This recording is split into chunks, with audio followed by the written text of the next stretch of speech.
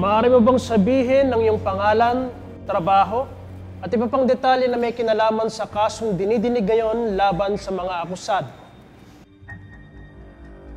Ako po ay si Susan Cristobal. Nagtatrabaho bilang Financial Secretary sa Gatmaytan Enterprises sa nakaraang 10 taon. Ako rin po ang katiwala na may-ari ng kumpanya, si Engineer Lito Gatmaytan.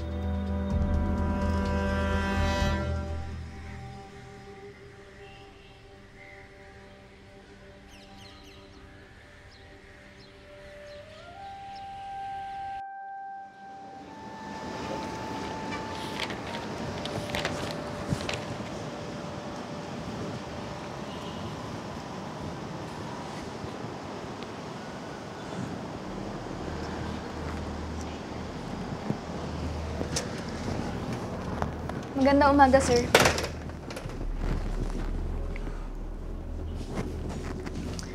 So hanggang kailan natin hihintayin to? Last year pa natapos yung huling proyekto. Sir, alam niyo naman na medyo mabagal po talaga magbayad ang gobyerno. Binubusisi nila lahat. Abay, wala pang 1 milyon yung balanse nila sa atin. Mas malaki pa yung binayad nila sa atin nung tinapos natin yung 2 dam sa San Roque. Ano ba to, Susan? Pay when able? Sir naman, alam niyo naman po na si Mayor Santos pa kasi yung nakaupo noon, kaya madaling lapitan, lalo na nagtatrabaho pa yung asawa ko nun sa Mayor's office. Eh ngayon, wala po. Iba po talaga ang kalakaran kila Mayor Torrente.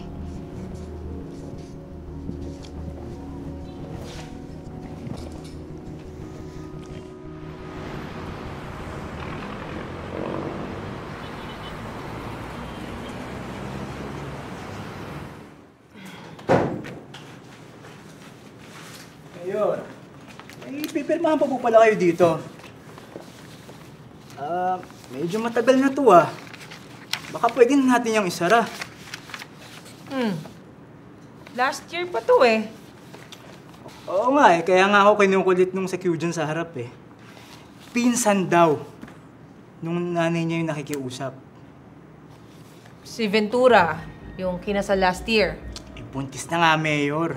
Eh, kaya nga nangungulit siguro. Alam mo na, may komisyon sa koleksyon.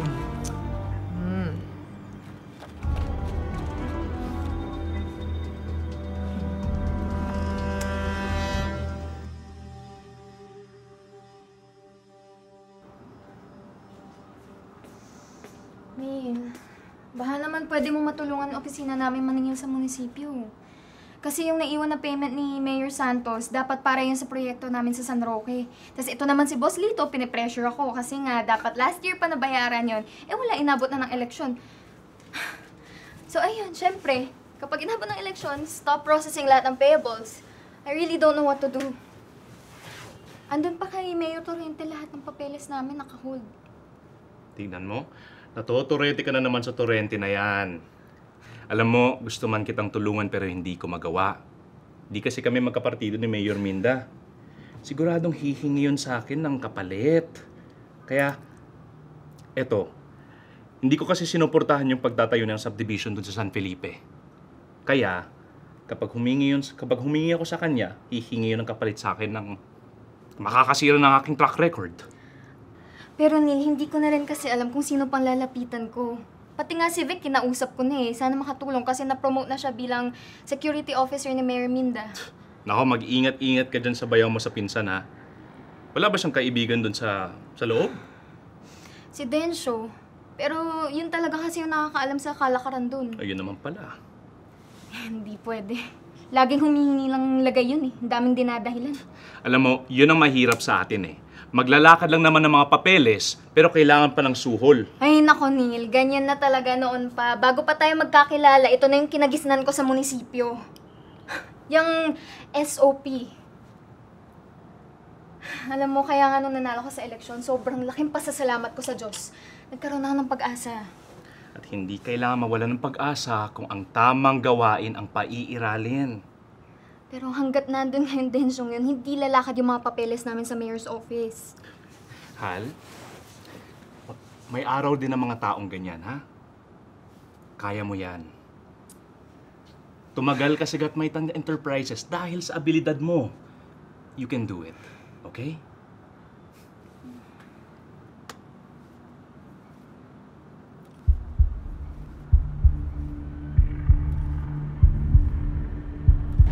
Miss Cristobal, ang sabi mo rito sa sinumpaan mong salaysay, si Mayor Minda Torrente mismo ang nagplano at nagbigay sa'yo ng go signal para rito sa 10% SOP transaction, tama ba? Opo. Ang katakataka pwede naman siyang dumiretso mismo sa may-ari ng Gatmaytan Enterprises, kay Engineer Gatmaytan.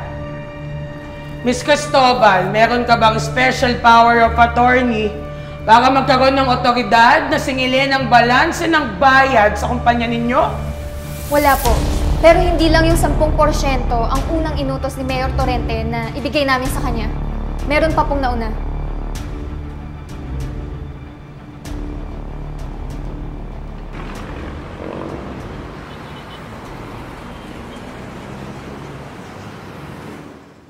So, 791,000 pesos pa pala ang utang ng munisipyo sa Gatmaytan. Opo, pero yun na po yung kabuuan ng 2 milyon para sa mga pinagawang 2 dam at sa connecting road sa Tambo. Laking halaga pa pala no? O siya. Sige, ipapaayos ko na ang release ng check para rito, ha? Vic, nga pala. May ibibigay pa pala ako sa fund drive ng mga senior citizen. Opo. Nakalimutan mo na. Nakapromise ako sa OSCA na magbibigay ako ng 15,000 sa aking personal account. Baka naman pwede mo akong matulungan na maghanap ng tutulong sa akin dito. Ma'am. Susan, susunod na lang tayo mag-usap. May lakad si Mayor. Sige po, mauna na rin po, Mayor, pero kailan po ba ako babalik para po dun sa mga cheque? Bahala na si Vic dyan. Nga pala, pakisabi kay Engineer Gatmaytan, pwede siyang bumalik at sumama sa mga bidding sa susunod na project. Importanteng nagtutulungan kami. Opo. Salamat, Mayor. Salamat, Vic.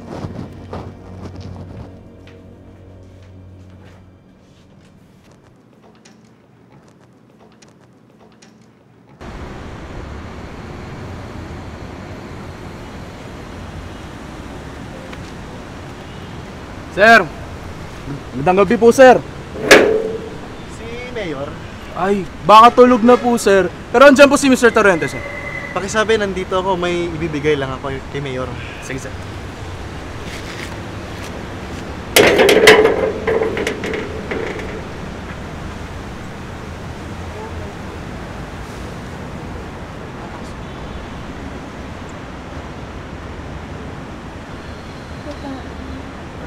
Sigurado ka ba sa gagawin natin, Vic? Baka mapasama tayo rito, ha? Di, huwag ka mag-alala. Nasanggan ang kalakaran dito. Isa pa, sinabi naman ni Mayor na alam to ni Mr. Torrente.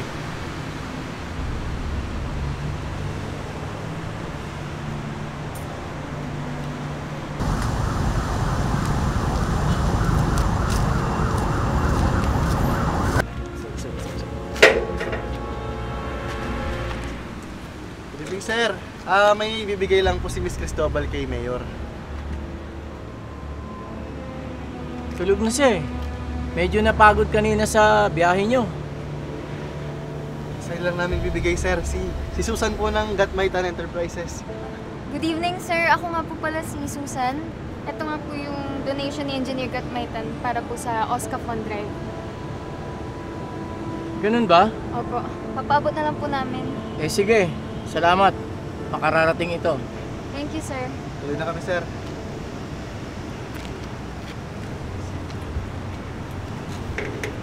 Ingat po.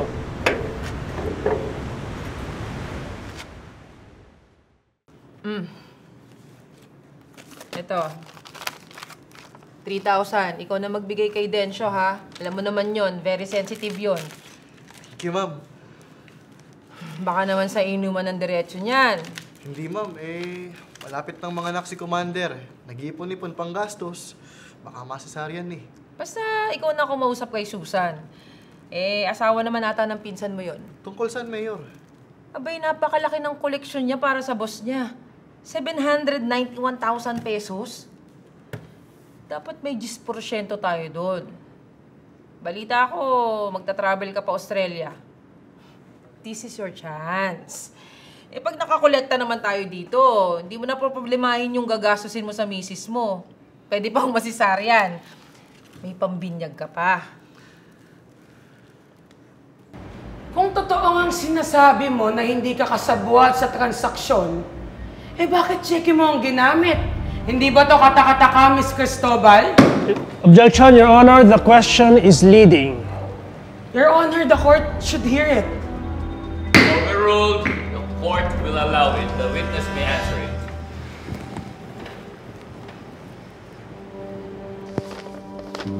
%10 talaga? At ang gusto, advance payment pa talaga? Sila na nga to kikita ng walang ginawa, magdududa pa sa akin? Boss, believe me. Ginawa ko na lahat na makakaya ko. Kinausap ko pa nga tong pinsan kong si Vic eh. Pero wala, ganun daw po talaga kalakaran doon ngayon. Okay, I believe you. Dahil sa hirap ng buhay at dahil sadyang maraming tao ang halangang kaluluwa. Bueno, pagpatuloy na nating pumayag ako sa 10% hinihingi nila. Anong mangyayari? Walk me through it, step by step. Okay, sir. Ganito po yung gagawin natin. Bigyan niyo lang po ako ng halagang 162,400 pesos para ide-deposit ko sa bank account ko.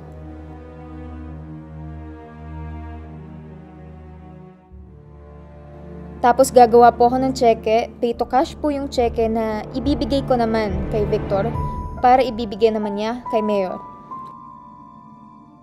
Yan po yung 10% na hinihingi nila sa atin para sa Mayor's office na 162,400 pesos po.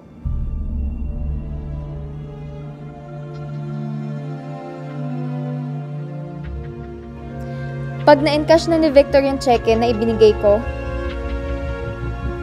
pupunta na ako kay Mayor Torrente para tanggapin ang 3 cheque na bayad ng munisipyo.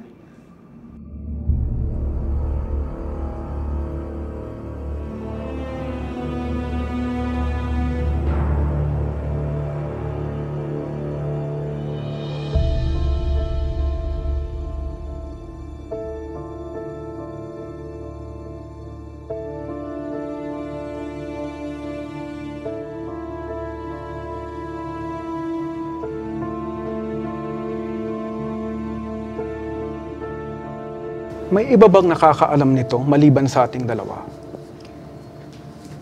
Wala po. Yung si Densyo lang po.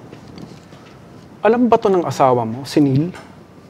Hindi po. Ang alam niya lang po, may hinihingi si Victor na 10% pero hindi ko po sinabi sa kanya na papayag kayo at hindi niya rin po alam kung may kinalaman dito si Mayor o wala.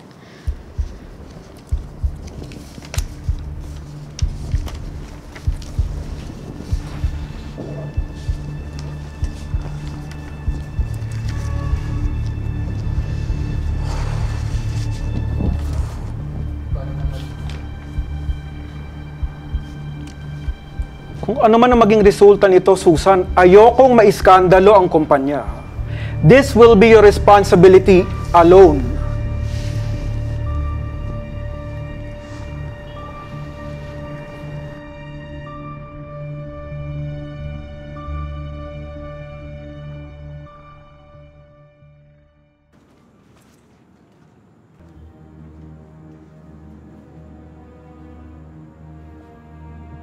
Hal!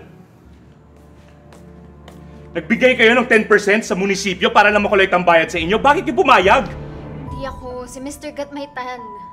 Naglagay na siya para hindi na madali yung bayad sa kanya na mas mahabang panahon. Tumutulong lang ako. Bakit? Dahil may inaasahan kang cut, ganun ba? Huwag mo akong pagsuspetsyahan ng ganyan, Neil. Si Victor, si Densyo. Silang 3 na mayor ang magkakasabot para maghati-hati sila sa pera. Akala ko ba sabi mo kaya ko to? Yun yung ginawa ko para matapos ng lahat ng to. Ayaw na magpabalik-balik sa munisipyo. Neil, pagod na ako. Okay, I'm sorry.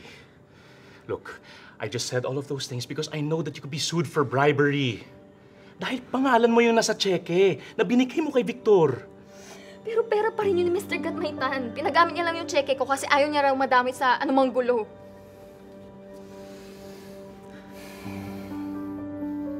Pwes, panahon na para tapusin ang lahat ng ito. Magpa-file ako ng reklamo sa ombudsman. Alam kong madadawit ang pangalan ko rito pero kailangan mailabas ang katotohanan. At mapatigil ang ganitong klaseng kalakaran.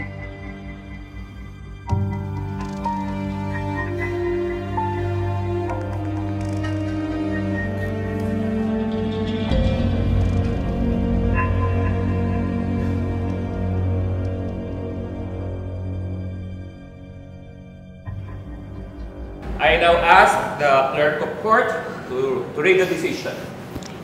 Sa kasong People of the Philippines versus Minda Torrente, napatunayan sa korteng ito na ang mga nasasakdal, si Minda Torrente at Victor Ventura, ay nagkasala ng pagsasabuatan at paggawa ng krimen sa ilalim ng Republic Act No. 3019 or the Anti-Graft and Corrupt Practices Act, Section 3B.